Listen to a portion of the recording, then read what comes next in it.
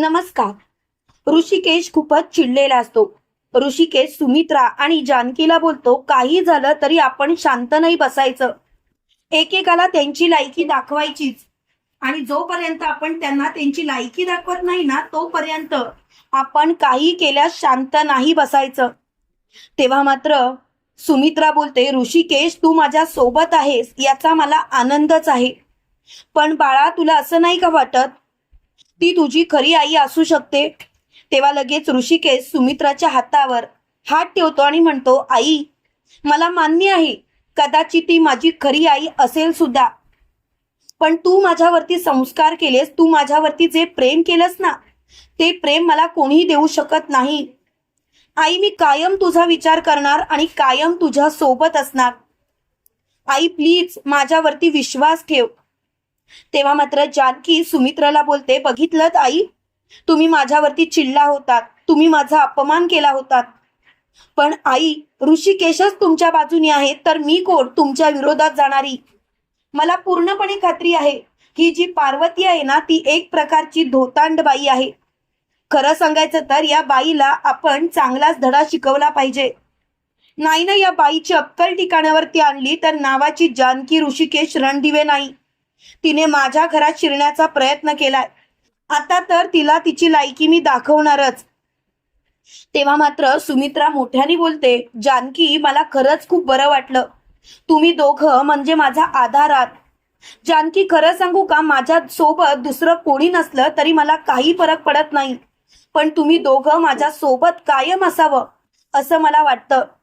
तर इकडे आजी ऐश्वर्याला म्हणत असते, ऐश्वर्या, खरंच आपलं काहीतरी चुकलंय. ऐश्वर्या, आपण असं वागायला नको होतं. माझ्या लेकीला झालेला त्रास मला नाही बघवत. तेव्हा लगेच ऐश्वर्या म्हणते, अहो आई, तुम्हाला कळतंय का? आजी, जरा विचार करा. आईंना आता जो त्रास होत असेल ना, तो थोडासा आहे, पण त्याच्यानंतर या सर्व गोष्टींसाठी त्याच जबाबदार असणार आहे. तुम्हाला कळतंय का? ही सगळी प्रॉपर्टी त्यांच्या हातातच असणार आहे.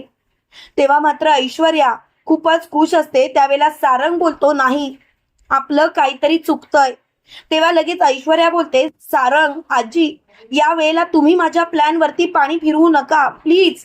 तेव्हा मात्र सारंग बोलतो, ऐश्वर्या, मी तुमच्या प्लॅन वरती पाणी नाही फिरवत, पण ऐश्वर्या, तुम्ही जर का समजून घेतलं तर बरं होईल. तेव्हा लगेच ऐश्वर्या बोलते, काय समजून घ्यायचं आहे? तुम्हीच सांगा ना, काय समजून घ्यायचं आहे? मला काहीही समजून घ्यायचं नाही. जे काही आहे ते तुमच्या समोर आहे आणि मला आता या गोष्टीचा विचारच करायचा नाही. तेव्हा मात्र ती खूपच चिडचिड करत असते. तर इकडे आपल्याला असं पाहायला मिळतं की मोठमोठ्यानी ती पार्वती सगळ्यांना समजावून सांगत असते, पण तिच्यावरती कोणीही विश्वास ठेवत नसतं. ऋषिकेश तर तिला धुडकावून ठेवतो आणि घरातून बाहेर पडतो. त्यावेळेला ती जानकीचा हात धरते आणि जानकीला बोलते, जानकी, अगं असं काय करतेस? या घरातली मोठी सून आहेस तू, समजदार आहेस. तू जर का माझ्या लेकाला माझ्यापासून दूर करत असशील तर तर मी काय करू? तेव्हा लगेच जानकी बोलते, एक मिनिट, मी तुमच्या लेकाला दूर करण्याचा प्रश्नच येत नाही. मुळात तुम्ही जिवंत होतात तर इतके वर्ष कुठे होतात? अचानक कसे काय तुम्ही परत आलात? म्हणजे इतके वर्ष तुम्ही वाट बघत होतात का की ऋषिकेश तुमच्यापासून लांब जातील म्हणून? आणि आता तुम्ही मला कशाला या गोष्टीसाठी वेठीस धरताय? मी तुमच्या मुलाला तुमच्यापासून लांब केलेलंच नाही. मुळात तुमच्या मुलाला तुमच्याबद्दल मायाच नाही, त्याला मी काय करू? तेव्हा मात्र सुमित्रा बोलते, जानकी, सोड ग. तिला वाटलं की तुझ्याशी गोडगोड वागलं की तू तिच्याशी गोडगोड वागशील, पण तिला मात्र एक गोष्ट कळतच नाही की तू तर तिच्या विरोधातच आहेस. तेव्हा मात्र ऐश्वर्या बोलते, आई, आई, तुम्ही शांत व्हा. खरं तर तिने समजून घ्यायला पाहिजे. जानकी, अगं तू नाही तुझ्या सासूला समजून घेणार तर कोण घेणार? तेव्हा मात्र जानकी बोलते, ऐश्वर्या, मी माझ्या सासूला नेहमीच समजून घेत आले आणि नेहमीच त्यांना समजून सुद्धा घेणार. मी कधीच त्यांच्या विरोधात जाणार नाही. पण ही खोटारडी बाई माझी सासू नाही.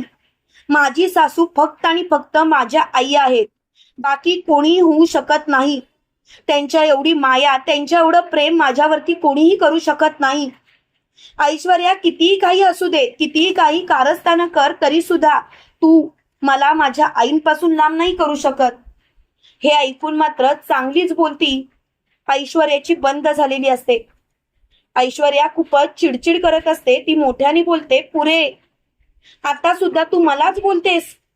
अगं जरा तरी विचार कर ना बोलण्याआधी. मुळात तू असं कसं काय वागू शकतेस तेच मला कळत नाही. मला तर तुझ्याकडून ही अपेक्षाच नव्हती आणि तू एवढा खोटारडेपणा करतेस. तेव्हा मात्र ऐश्वर्या खूपच चिडचिड करते आणि ती मोठ्याने बोलते, पुरे झाला जानकी, पुरे झालं. खरं सांगायचं तर मला याविषयी बोलायचंच नाही. तेव्हा लगेच जानकी बोलते, गप्प बस. आणि तसंही तू मला माझ्या कुटुंबापासून दूर नाही करू शकत. माझं कुटुंब माझ्यासाठी काय आहे हे मला तुला सांगायची गरज वाटत नाही ऐश्वर्या. तेव्हा मात्र ऐश्वर्या खूपच चिडचिड करते आणि ती मोठ्याने बोलते, पुरे. आता काही झालं तरी सुद्धा मी तुझं काहीच ऐकणार नाही. आता सगळं काही संपलंय आणि मला आता या गोष्टीचा विचारच करायचा नाही. प्लीज हा विषय इथल्या इथे थांबव. तेव्हा मात्र ऐश्वर्या खूपच चिडलेली असते. ऐश्वर्याला खूपच राग आलेला असतो. ऐश्वर्या मोठ्याने बोलते, हा विषय इथल्या इथे संपला. मला कोणाशीही काहीही बोलण्यात इंटरेस्टच नाही. तेव्हा मात्र ऐश्वर्या चिडलेली असताना लगेच ऋषिकेश मोठ्याने बोलतो, जानकी हा विषय कायमचा खल्लास करणार आहे मी. ज्या कुणी हा खेळ रचला तो खेळच उद्ध्वस्त करणार आहे मी. तेवढ्यात मात्र जानकी बोलते, ऋषिकेश तुम्ही असं काय बोलताय. तेवढ्यात ऋषिकेश त्या पार्वतीच्या खोटारड्या नवऱ्याला जोरात घरामध्ये ढकलतो. तेव्हा पार्वती स्वतःच घाबरते. ती स्वतःशीच म्हणते, खरंच कमाल आहे. मला तर आता या गोष्टीची खूपच नवलच वाटतंय. काय करावं तेच कळत नाही. पण आता तर सगळंच संपलं. आता तर मी शांत राहूच शकत नाही. खरं सांगायचं तर ही गोष्ट खूपच चुकीची आहे आणि त्यासाठी मी अजिबात कोणालाही माफ करणार नाही म्हणजे नाही. त्यावेळेला लगेच नाना बोलतात, ऋषिकेश अरे कोण आहे हा. तेव्हा ऋषिकेश बोलतो, ही जी बाई आली ना तिचा नवरा आहे हा. तेव्हा लगेच ती पार्वती बोलते, छे हा कुठे माझा नवरा.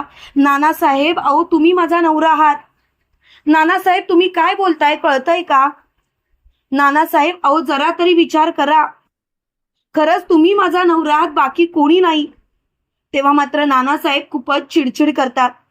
ते बोलतात, एक गप्प बस, मी तुझा नवरा नाही आहे आणि मला घरात गोंधळ नको. तेव्हा मात्र ऋषिकेश बोलतो, मला खरं तर तुमच्या एक सणसणीत कानाखाली द्यावीशी वाटतेय, पण नाईलाज असतो मला तुमच्याशी बोलावंसं वाटतंय. चला निघा इथून. तेव्हा मात्र ऐश्वर्या बोलते, कसं काय शक्य आहे. तू मुद्दामून याला आणला असशील. तेव्हा लगेच ऋषिकेश बोलतो, का तुझा खेळ खल्लास झाला असं वाटतंय का तुला. नाही तसंच वाटत असेल म्हणून तर तू असं वागतोयस. तेव्हा मात्र ऐश्वर्या गांगरते. तुम्हाला काय वाटतं मित्रांनो, आता खरोखर या खोटारड्या पार्वतीचा खेळ खल्लास झाला असेल का. कमेंट करून नक्की कळवा आणि असेच मालिकेंचे नवनवीन अपडेट पाहण्यासाठी व्हिडिओला लाईक आणि चॅनलला सबस्क्राईब करायला विसरू नका. थँक्यू.